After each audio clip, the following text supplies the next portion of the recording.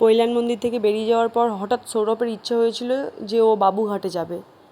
প্রথমে আমি একদমই রাজি ছিলাম না, ওকে বারণ করছিলাম যে না, যাওয়ার দরকার নেই, এখন বিকেল হয়ে গেছে আর যেতে যেতে সন্ধে হয়ে যাবে, আর সন্ধে হয়ে গেলে প্রিন্সেপ ঘাটে গিয়ে কোনো মজা হবে না, বেকার গিয়ে লাভ নেই। কিন্তু ও তো আমার কথা শোনার ছেলে নয়, এই জোর করে আমাকে নিয়ে চলে গিয়েছিল। তো প্রথমে একটু রাগ করছিলাম, তারপরে ভাবলাম ঠিক আছে চলো যাওয়া যাক বলে আমিও চুপ করে গিয়েছিলাম। ওখানে পৌঁছানোর পর গিয়ে দেখলাম যে পুরো অন্ধকার নেমে গিয়েছিল, তাই সৌরভকে আমি বললাম যে না, ভেতরে যাওয়ার দরকার নেই, কারণ অনেকটা রাত হয়ে গিয়েছিল, আমারও ভয় ভয় লাগছিল। তারপরে ওখান থেকে সৌরভ আমাকে নিয়ে চলে গিয়েছিল লস্যি খাওয়ানোর জন্য, আর আমি ম্যাঙ্গো লস্যি পছন্দ করি আর সৌরভ খায় নর্মাল লস্যি। দুজনে দুটো লস্যি খাওয়ার পর ওখান থেকে বেরিয়ে পড়েছিলাম ঘরে ফেরার উদ্দেশ্যে। এবং রাস্তা দিয়ে যখন যাচ্ছিলাম, যেতে যেতে হঠাৎ সৌরভ জিজ্ঞেস করলো যে ময়দানে ঢুকবি নাকি। তো কথাটা শোনার পরে আমি আর সৌরভকে বারণ করতে পারলাম না, বললাম চল ঢুকে পড়ি বলে দুজনে ঢুকে পড়লাম ময়দানে।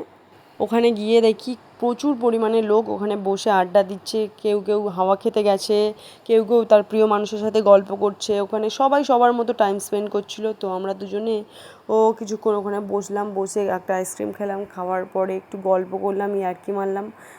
করার পরে সৌরভকে বললাম যে চল এবার ঘরে ফেরা যাক, কারণ অনেক রাত হয়ে গেছে। এই যে দেখো রাতের ময়দান দেখতে কেমন লাগে তোমাদেরকে শেয়ার করছি, তোমরা দেখো।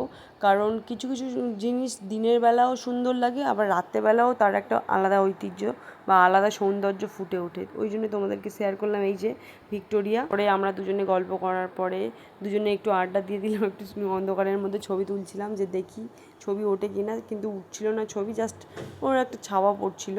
দুজনে একটু হাসাহাসি করার পরে সৌরভকে বললাম চল এবার ঘরের দিকে রওনা দিই, কারণ ঘরে যাওয়ার পরে রান্নাবান্না আছে, অনেক কাজ আছে।